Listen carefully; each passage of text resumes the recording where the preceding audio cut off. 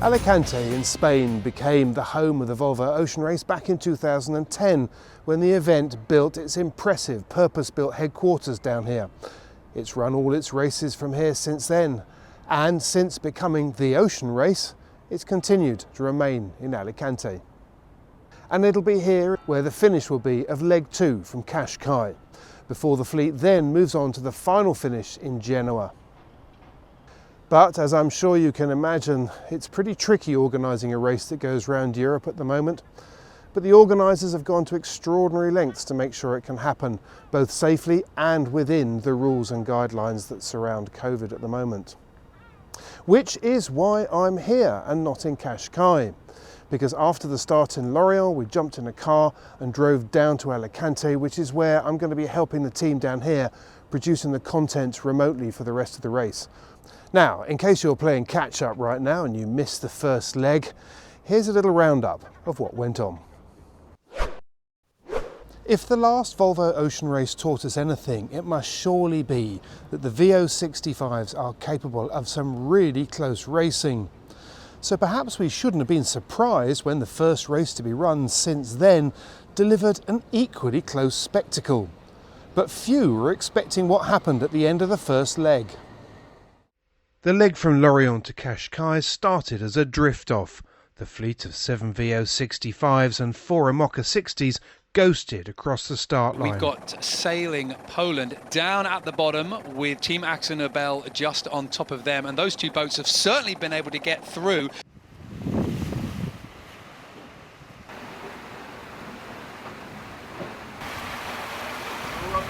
Yeah, so very light start yesterday. I think we got away from the shore, or away from land, a bit easier maybe than we potentially thought, or what I was mentally prepared for anyway. And yeah, had a nice night, like small, I think all the nights small gains. We were just making small things here and there. And yeah, this morning we put in some good mileage in the last sort of 6 hours on the fleet, so it's been pretty good. Nice wind now and dolphins and sun's coming up.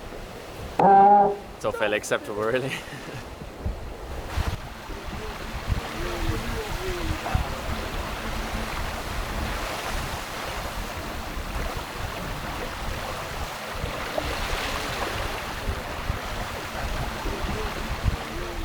Diving south towards Finisterre was the key, both to pick up the best of the breeze, along with a big shift that would set them up for a starboard leg out to a waypoint 400 miles out in the Atlantic.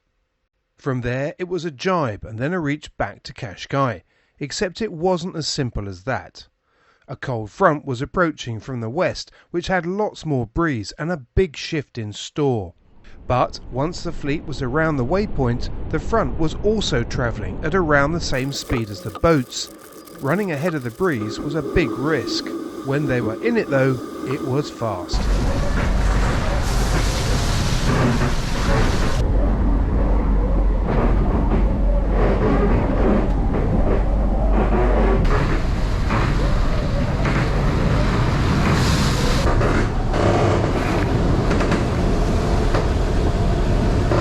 We got to this front that we've now sailed through. It's been pretty windy since yesterday afternoon, and we rounded the virtual waypoint a few hours ago, and we're heading back to Cascais now, and it should be a very wet and windy day, I think.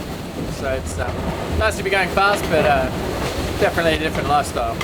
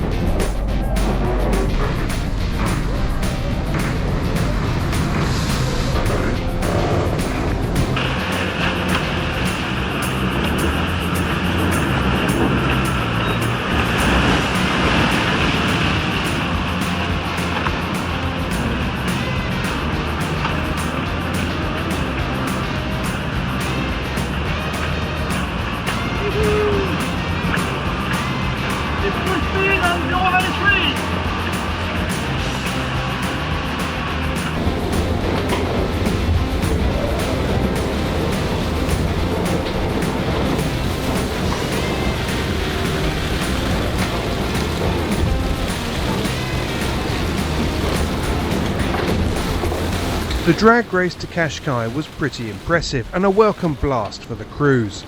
But everyone knew that the finish was going to be far more complicated, as the weather forecast suggested a shutdown just miles from the finish. Which is exactly what happened.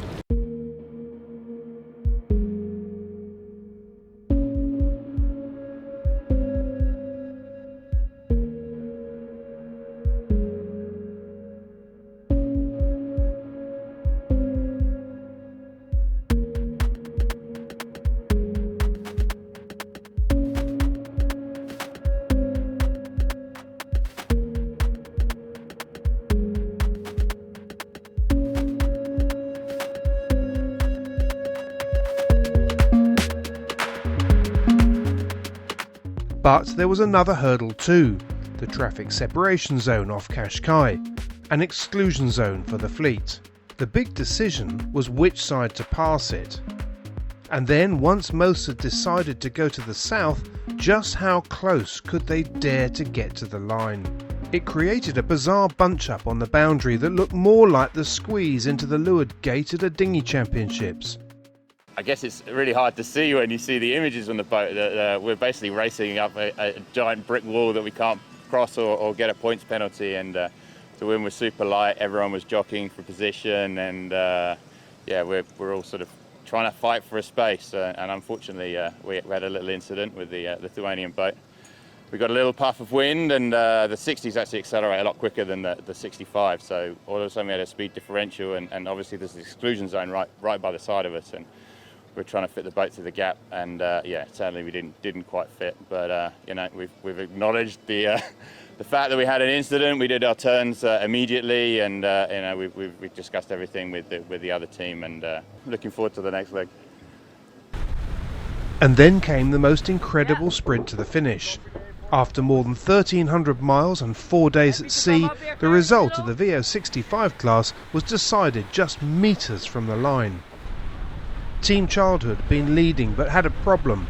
They were overtaken by the Austrian offshore racing project, who took the lead in the last few boat lengths to win by 6 seconds over the Lithuanian Ambersail 2 team.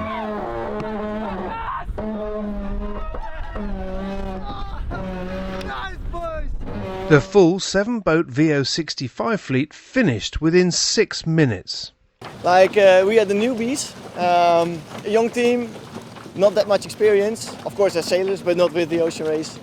And we're just super happy. The last 30 miles were so intense, it was unbelievable. In the Amoca 60s, it was Nicolas Troussel's Corum that took the win, beating 11th Hour Racing. C'est une course intense, mais en même temps, il y a eu beaucoup d'écart entre les bateaux et différence de vitesse entre les bateaux selon les allures. Et on savait que tout pouvait jouer ici comme tout pourrait jouer à Alicante à la prochaine étape et à Gênes aussi sur la fin de course. Donc en tout cas on est très content de cette victoire et on s'est bagarré jusqu'au bout, puis le final était vraiment magique pour nous. It was really challenging race. I mean, from start to finish, we were really behind, and then we saw everybody stop this morning. And then, like the whole passage here, last 8 hours, everything was mixing. We were first, we were last, we were in the middle. Like, it was really hectic. It was really tiring leg. Like, one of the hardest legs I ever had in my sailing career. Super difficult. What an amazing finish. And you know, great for the Austrians to win. Boatload of young guys and good guys. Yeah, no, we were super happy with how we raced, to be honest. And it feels a bit strange having a fifth, but you know, like the bigger picture looks good. I think the whole race was incredible. I mean, it was a very strategic race at a few key moments, but every time it had a few surprises that the fleet came back together as well. I mean, it already started in Biscay and choosing the right sides and the approach of Finisterre, and yeah, and then there's sort of the restart at the end. I think made it unbelievable cool for the spectators, but also for us on board. As annoying as the front was, because it made it advantageous to be behind, It also made for some flat water sailing conditions, which allowed for massive speeds. I mean, we could see on the tracker updates every 10 minutes, and we were seeing boats updating 28, 29 knots of speed over a 10-minute average. I mean, that's wild. Next up is a coastal race out of Cascais, the Merpuri Foundation race. Then it's leg 2, Cascais to Alicante, where the weather forecast looking pretty saucy. There's going to be some fairly strong breeze, especially through the Gibraltar Straits, where we're looking at about 20 knots, with the fleet having to pound upwind through there. Just what the Mocha 60's like. Not. So as they say in TV, stay tuned.